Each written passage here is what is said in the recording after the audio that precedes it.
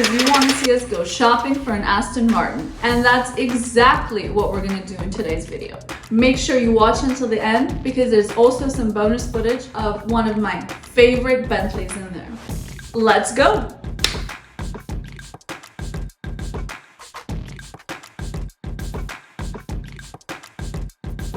And starting now with some photos of the car that you're about to see footage of. This is a 2015 Aston Martin Vantage GT. This specific model I looked at had 43,000 kilometers on it and was selling for about $75,000. Of course, plus tax, which in Ontario, Canada is 13%. This is the car itself in the showroom, and now let's look at some footage. Here's the steering wheel with the Aston Martin logo on it. Of course, the dash with everything you need to know about the car, how fast you're driving, all those basic things. The, I guess, middle dash, is that what that's called? Comment below if you know what that's called, with all the settings for the car. Nice, sleek, smooth leather finish, although I will say it does pale in comparison to the Rolls-Royce. There's the passenger side. You see the door has some settings on it as well for seats, windows, things like that. Of course, the yellow stripe running through, and that's actually where the car ends. It's not the biggest car. It is a two-seater, so there's no back row. As you saw, the cup holder, little extra storage situation, and the screen, which goes up and down depending on whether you want to see it or not. Again, some close-ups of what the passenger's experience is like, and here, so little storage. Although again, it's not a Rolls-Royce, and I don't want to keep saying that. You saw the handbrake in that footage right there. This is the logo in the trunk, and when we open the trunk, I have no idea what that little part with the 4 sticks coming out of it is. Again, comment down below if you know what that is. But the trunk space compared to how small the car is, I found was actually generous. Here is how you open the door. Really cool, nice touch, not to have the handles we're used to. This is the second Aston Martin I looked at that day. This is a 2016 Aston Martin V8 Vantage S with all red leather finishes on the inside. This car had 44,000 kilometers on it, and I believe it was selling for around 95,000, again, plus tax. So a little bit of a bump from the previous car. Again, the same way to get inside this Aston Martin as the other one with this really cool door handle feature. Big difference here in the visual is the darker red leather, I guess, seating. To me, usually I am a fan of the colored leathers, although I found this one was a little too austere, too serious. Like it kind of brought the car down a little bit, despite this car being a lot more expensive. So I didn't like that. There isn't much excitement in the layout of this color. Even little features, I don't know if you can see where the feet go. Like the other car had the flag on it. It just had more exciting features despite being a cheaper car. You see the dash in the middle, basically exactly the same features. Again, it's a two-seater, so the car kind of ends there. It is not, there aren't many storage options in this car, but you know, is it sleek? Is it beautiful? Yes, it is. However, again, I did prefer the first Aston Martin I showed you, which was even less money. Again, here's that boring foot situation I told you about. And this is the car I really wanted to see that day, 2021 Aston Martin DBX. This car is an SUV. So again, with the two-seater cars, although the first one I saw was kind of exciting with the yellow striping throughout, it is still, you know, a limiting, quasi-lonely experience. I don't want to be in the car with just one other person. You know, when you have a lot of friends, when you have family, things like that, it's an awkward situation. Like I'd be leaving behind people I care about just to sit in a car. Well, the car doesn't take priority over those people. So I'm always going to prefer a bigger car. Other details on this car, this one had 27,000 kilometers on it, and I believe it was selling for around $180,000. Don't quote me on that, but somewhere in that ballpark. A quick little note I want to make before we get to the Q&A, if you will, is that people, you know, not everybody can afford these cars, and some people, you know, are just so scared to even go and touch and see these cars in person. There's a billionaire that whose mentality I quite enjoy. He said that when you're at your most broke, so if that's something you relate to, when you're at your most broke is when you should go see the nicest things, just to remind yourself of what there is to work for, just to remind yourself of how good life can be. So don't be scared, even if you don't have the coin yet.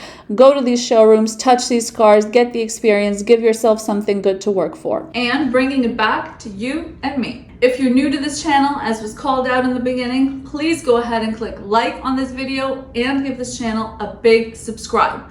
There's a lot of effort that goes into filming these videos. I've mentioned before, I am a lawyer with my own firm, so taking the time to film this footage is sometimes a whole day of work I'm writing off to share this content with you guys and help make the luxury world and our understanding of it more accessible and less intimidating for everybody involved. If it's your first time on my channel, welcome. My name is Pamela. I'm a business lawyer and the founder of Graphene Business Law, a law firm here in Ontario, Canada, offering virtual services to entrepreneurs and business owners. While I partake in many business ventures, my law firm is one of the ways in which I've continued to educate myself and grow professionally and mentally over time, and of course be able to use some of those earnings and convert them now into life's little pleasures. If you are a returning viewer to this channel, I mean, you understood the assignment, and I want to thank you for doing so. And we're going to be doing a giveaway soon to reward our returning viewers, because loyalty is what it's all about. If you're a returning viewer, you are going to remember that in all of these videos, I like to put a little bit of extra content in them, right? So a huge part of the channel is showing the luxuries and the pleasures and the benefits that can be attained through hard work in life, right? But another part of my channel, you know, being a lawyer, being a professional, being Pamela, having my brain work the way that it does, I wouldn't necessarily feel comfortable leaving this video just showing you a few shiny shots of some cars and being like, let's call it a day. I want to bring meaning behind what's going on, meaning behind what luxuries truly mean, and, you know, have some conversation about value and hard work and how these goods can be attained by anybody. I always laugh when I watch a Jake Paul video, because in every video as of late, he's been saying hard work can get you here. But it literally, honestly can.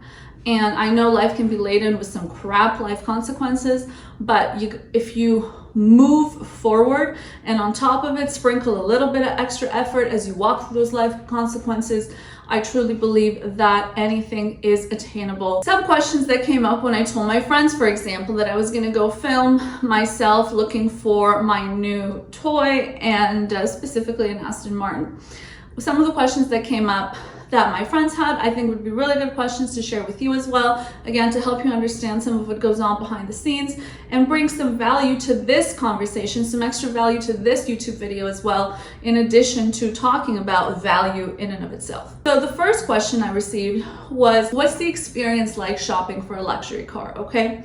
Now, the disclaimer I want to give is that my first car ever that I had was a Rolls-Royce Phantom. I've posted a video on this channel about purchasing my first ever Rolls-Royce. That's a gorgeous car, a luxury car through and through. I mean, personally, from a 1 to a 10, to me, Rolls-Royce is the only 10 in the car market. Let me know if you disagree. I'm not saying I know everything about cars, but I'm talking about experience-wise.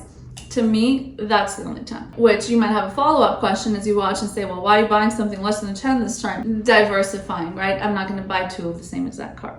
I still want to see what other toys are on the market, even though I go back to my favorites. When you go to the ice cream bar, you might have your favorite flavor, but once in a while you add an extra scoop of something else in there, right? I'm doing the same thing with cars. When you go to a luxury car place, one thing that I've noticed is that right off the bat, there's some air of generosity that the shop is trying to put forward. So when we went to this place, for example, there were, you know, cookies and chocolates and waters and of course all the coffees and the teas and all of that. But the way it's presented, it's like it's there. There's nobody would you like some water? There's none of that, right? And that conversation, that generosity translates into the showroom itself. You walk into the showroom, you can go into any car you want. We explored Bentleys, Rolls Royces, G-classes, Ferraris, of course the Aston Martins. Nobody said don't touch. You know, they're there out wide in the open. You can do whatever you want to those cars, and when you're ready, there's somebody there to talk to you. Whereas what I've heard about other friends, I mean, we have this stereotype of a used car salesman for a reason, right? I've heard that, you know, when friends are gonna go shopping for a Kia or a Honda, there's pressure. There's somebody, you know, let me talk to you about this car. I got to make month end. I got to this and that. So there's other pressures, I think, at other places. It's a lot more rough of a transaction, where shopping for a luxury car, the toast is buttered a little more. And why wouldn't it be? Everything's bigger. everything's better. You would expect that proverbial toast is buttered. I want to say before I close off on the experiences, like, so I mentioned there's a generosity in the air when you shop for a luxury car experience, right? In terms of how the place itself doesn't seek to intimidate you, I've gone into places looking at $1 million cars and, you know, it's look at your own pace, do what you want, let me know when you're ready. But I want to be very clear, because I am a business person and I am a business lawyer, that's all game, right? Like, they're not actually generous. They're not actually, you know, let Pam have, you know, all the bonbons she wants. That's part of the game. That salesman knows he's going to get me when I go in his office. He knows he's going to make that fat commission check. The shop knows they're going to get such a huge premium. I mean, they can probably make more money off of selling one of these cars than an average Joe shop would make from needing to sell 20, 50 cars a month, right? So they know they're going to get me, but it's a nice, you know, game that both parties play at the beginning. Affordability. How can somebody get to affording these cars? Now, you're talking to somebody that has been working since I was 13 years old, okay, legally. I've been working since I was 13 years old. Whatever job I could get at 13, I got my hands on. You know, there's different age classes. Like, a lot of jobs you need to be 16 for, some you need to be 18. But I've been working since I was 13 years old. I mean, what is in child's life, right? You go to school, you maybe have a part-time job, something like that. So on the work side, checked off the earliest I could. I was the first of my friends to work by years. And on the school side, I've, you know, studied to 2 a.m., 4 a.m., would get up at 6 a.m. every day for school, including, of course, high school, which set me up for the rest of my life. High school, working hard there, set me up so well that I went to one of the best undergrads in the world, always having the dream to be a lawyer. But if I had gotten D's at that undergrad, I would still have been accepted to law schools many places throughout the world because of the prestige and the level of that institution. So putting in work since I was a child, because you might be thinking, how do we get to talking about high school? You asked me how you can afford the car, right? Well, I'm telling you, it's been in the works for a really long time. And that's why it's kind of hard for me to answer that question, because all I've ever known is hard work. Listen, in today's time, somebody's going to be able to afford a car 10 times better than what I'm showing you in the video by posting a photo on Instagram. That's a reality of the times, and I acknowledge that. But that wasn't my journey, and I'm sharing my journey with you. Work damn hard. Work hard. Be careful with your mental and physical health, because they start to take a toll once you start getting places that no one around you has ever been. Work hard, be vigilant of your time, say no way more than you say yes, and find something you love doing, because it's going to be so hard closing the days just for the sake of money if you're doing something you hate. Okay, I love what I do. The game of what I do in the different industries is exciting to me, and that game translates into coin that can translate into an Aston Martin. So that's how, you know, in terms of myself and my own journey. And again, you can watch the Rolls-Royce video I referred to earlier in the video. I put a lot of info out there as to how I was able to get the Rolls-Royce so young. And I mean, looking at the Aston Martin just a few months later, the strategy is still the same. 3, what are you going to do with the car now that you get it? Funny enough, this is going to tie into the affordability bit. The car, now that I'm in the market looking for one, I'm not looking for an Aston Martin to be my commuting car, right? I mean, I don't even commute. So that's not what this car is going to be. And of course, being a business person, I need to get some juice out of this car even when I'm not using it, okay? So ways to help, again, and this kind of bridges into question number 2 about affordability. I'm very open to renting the car out, including on car platforms. Platforms like Turo, for example, things like that. I'm open to putting this car there. You know, there's insurances in place that take care of mistakes. Yes, obviously there's a cost when it comes to the time. So if somebody, you know, smashes and crashes this car, it will be time out of the renting cycle that I can no longer use the car for. And time is the biggest, that's the biggest, you know, money on the table, your time. And the same goes for the time of my car. So I acknowledge there's risks there, but it's still a strategy that, you know, would help with costs. Another thing is some people want to rent the car for special events and not necessarily daily situations. So if somebody's renting it for a wedding or things like that, Aston Martin obviously is James Bond's car. That car is always going to have some ring to it. And some other people just want to rent the car to take a photo with it, including for reasons, like I said, it being James Bond's car. So I'm very open to doing things like that, whether it's renting on a platform or renting to friends and family. Once I acquire either one of these cars that you saw in the video or another Aston Martin that excites me a little more than some of the ones we saw in the video, because you did hear my commentary there. So my friends asked, they said, all these cars are kind of coming from the same, island, if you know what I mean. I mean, Rolls-Royce, Bentley, Aston Martin, these cars all come from the same country of origin. And for me, I don't know if cars can have ethnicities, but the ethnicity of the car maker has nothing to do with it. It just so happens that there's realizations I've made as, I've entered the luxury world more and more. And these cars, I think, have a focus on the luxury and the experience of each individual in the car. And, I don't want to go into cultural commentary or things like that, but, that the country of origin that these cars are from is a country where we still see very distinct differences in socioeconomic, situations between individuals, in social stratas between individuals. I mean, they still have literally kings and queens and counts and duchesses. So that whole clientele of that world, of that nation, if you will, is going to want to have a little something nice for them to drive. And that's what I think helps feed some of the demand for these cars that obviously now are available to individuals worldwide. But to begin with, in terms of why this country ended up fostering a certain really comprehensive and thorough definition of luxury for the experience of its passengers and driver, I think part of that has been fueled by, the cultural situations of that country, right? The upper classes, the royal titles, we were never going to put them in a Toyota. I think there are loud luxuries in life that are pumped out in our faces. Like a lot of people, I would imagine their first dream cars might be a Lamborghini or a Ferrari, something like that. But then there are luxuries that once you enter the world of luxury, you understand that, no, this is where, a little something extra is going on. What do I mean by experience-oriented cars? I don't drive. So when I'm sitting in the car, the experience really matters to me. I want somewhere, safety is always going to be number one. I would easily buy the ugliest car on the road if it was the safest car on the road, okay?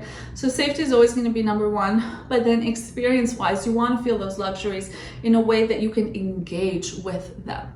What do I mean?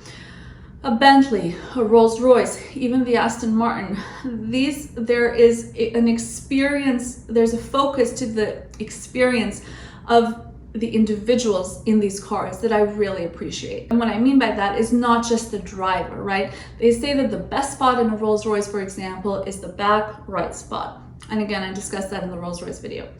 And that's something that you can feel when you're in that spot. Somebody has thought about you in that spot.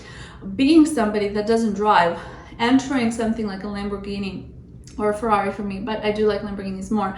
Entering the Lamborghini, I'm getting low to the ground because the car is a low car, and I have to put my life in someone else's hand because inherently I'm not the driver. So somebody's going really fast, and most of what I'm doing, in my time in a Lamborghini is holding on for dear life, because that's a car where the driver's going to want to push his limits, he's going to want to go fast, and all of a sudden I'm focusing on things that have nothing to do with my experience in this car. Whereas when I'm sitting in a Rolls-Royce, I'm enjoying physically, I'm lifted a little bit from other cars, there are luxuries to the car with the desks and the sound systems and storage options and just the luxuriousness of the leather and the seats. They're smooth. They're not like stretched sport car style leather. It's a smooth experience. I look at that Spirit of Ecstasy on the front. It's an experience. The car's so quiet. I can focus and talk about what I want to focus and talk about. In a Lamborghini, I'm just going to be hearing vroom the whole time. What can I do with that? Again, not anti-Lamborghini. Not saying that. But I wanted to put that out there because in case my next video is about a Bentley, I don't want you thinking there's something going on with a certain, country of origin or something like that when it comes to making these cars. My first ever dream car actually was a Mercedes G-Class, because at the time, and this is when I was like a kid, I understood it to be like the biggest, one of the more aggressive cars on the road. And, I like that. I do consider myself a very aggressive person when it comes to strategy and business thinking and things like that. And I wanted a car to match that side of my personality. I also work so damn hard every day. I want to be able to relax in my car, and that's what's taken me to the Rollses and the Bentleys, and less so with the Aston Martins. I mean, these are smaller cars, but there was still luxury elements there that I haven't seen in other cars of that same level, right? Now let's go to that bonus Bentley footage that I told you about at the beginning. Now this is the Bentley. One fun fact is that I never wanted to like Bentleys. Whenever I go to a showroom other than the Rolls-Royce, the Bentley is the next first thing that catches my eye. This one has a dash very similar to the Rolls-Royce, so I enjoy that as well from a comfort and experience perspective. I like that there's more than 2 seats in it. The piping, of course, is great.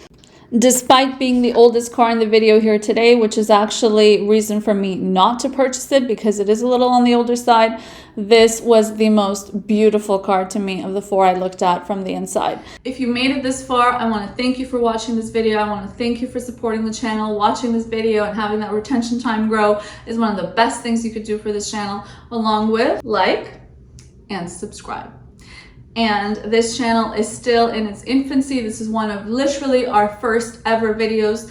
So if you saw something here that you really liked, you want to see more of, let me know in the comments down below. I'll give you more of it. If you saw something you didn't like, let me know that as well. I'm sure if you're thinking something others are. And of course, you know, we're eager to improve the quality of videos we're putting out every single week. And of course, when it comes to the focus of the channel, it's any and all things luxury, but with a twist of commentary on hard work and how one can actually, you know, what goes on behind the scenes with these luxuries and how anybody can obtain these luxuries. Inspired this video as well. When I was looking for Aston Martins, I was Googling, you know, shopping for an Aston Martin, or I Googled Aston Martin car review, and I didn't see a lot out there. There's a lot of other car brands that there's a lot more information on. I feel like this is still on the hush side of wealth. And of course, if you're a car geek or a car guru, you're going to be like, Aston Martin is not hush. Everybody knows about it. Well, that's you. If you're a car guy or lady or whatever gender you prescribe to, you're going to know about the cars because that's your thing. But I still am kind of new to the world of cars, so I still benefit myself from watching videos on YouTube such as this one on, you know, what goes into shopping for an Aston Martin, or reading articles myself, and I didn't find too many on Google. So I hope this video adds some value, you know, to the internet as well and to the world as well with what shopping for some of these cars looks like.